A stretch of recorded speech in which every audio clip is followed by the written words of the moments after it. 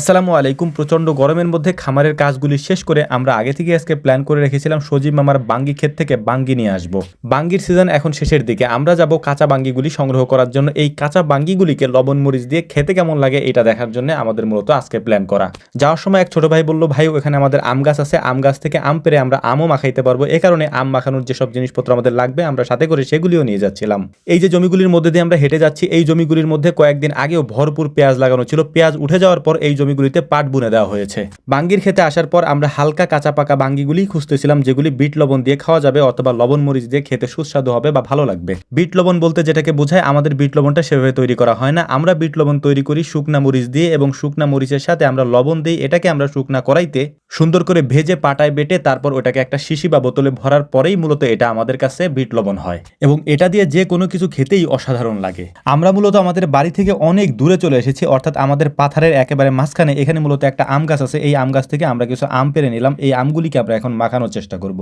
আমরা একসাথে এসেছি তিনজন, খামারের কাজ শেষ করে। বাকিরা এখন আসতে পারেনি, কারণ তারা পাথারের কাজগুলি করছে, মানে তারা আমাদের আশেপাশেই আছে, আমরা ডাক দিলেই তারা চলে আসবে। তার আগেই আমগুলিকে পেরে সুন্দর করে এগুলিকে ছিলে তারপর আমরা এগুলি মাখানোর জন্য প্রস্তুতি নিচ্ছিলাম। বাকিরা আসতে আসতে আমরা সাথে করে সবকিছুই নিয়ে এসেছি, কারণ এখান থেকে বাড়ি পর্যন্ত যাইতে যাইতে অনেক দূরের একটা পথ, মানে আমরা অনেক দূরে চলে এসেছি, প্রায় বাড়ি থেকে 1 কিলোমিটার দূরে, আমাদের পাথারের প্রায় একেবারে মাঝখানে বলতে পারেন। কাজের চাপে আমাদের এমনিতেই সময় হয় না কোথাও বের হওয়ার, কিন্তু এই সব কাজগুলি করার জন্য আমাদের হাতে আমরা কিছুটা সময় রেখে দেই, কারণ একেবারেই যদি লাইফে কাজকর্ম করতে করতে জীবনটা একেবারে অতিষ্ঠ করে ফেলি তাহলে হয়তো বেঁচে থাকাই কষ্টকর হয়ে যাবে। তো যাই হোক, আলহামদুলিল্লাহ দেখতে দেখতে সবাই চলে এসেছে। এর পাশাপাশি আপনাদেরকে বলে নেই, এখন সময় হচ্ছে প্রায় দুপুর 2:30টার মতো। এখন বলতে পারেন যে এই টাইমে আপনারা এখানে আসছেন কেন? মূলত আমরা সময় পাই না, যে কারণে আমাদের এই টাইমে আসতে হয়েছে।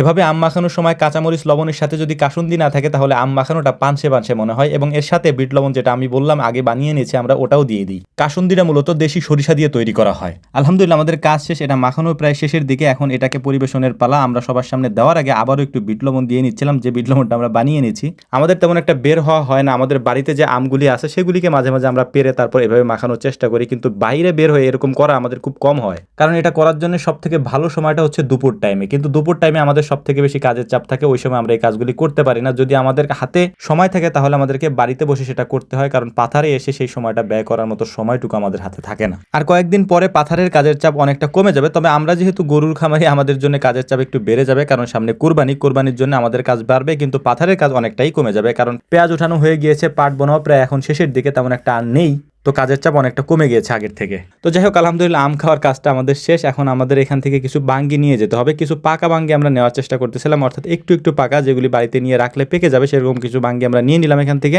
এবার আমাদের গন্তব্য হচ্ছে বাড়ির দিকে। আপনারা দূরের ওই গ্রামটা যে দেখতে পাচ্ছেন ওইটাই মূলত হচ্ছে আমাদের গ্রাম। ওই গ্রাম পার হয়ে, এই পাথার পার হয়ে আমরা এসেছিলাম এই আম মাখাইতে এবং এখান থেকে বাঙ্গি নিতে। মূলত হচ্ছে এই বাঙ্গির ক্ষেতটা সজীব মামা তৈরি করেছিলেন। তো আমাদের জন্য দোয়া করবেন। আসসালামু আলাইকুম রহমতুল্লাহ।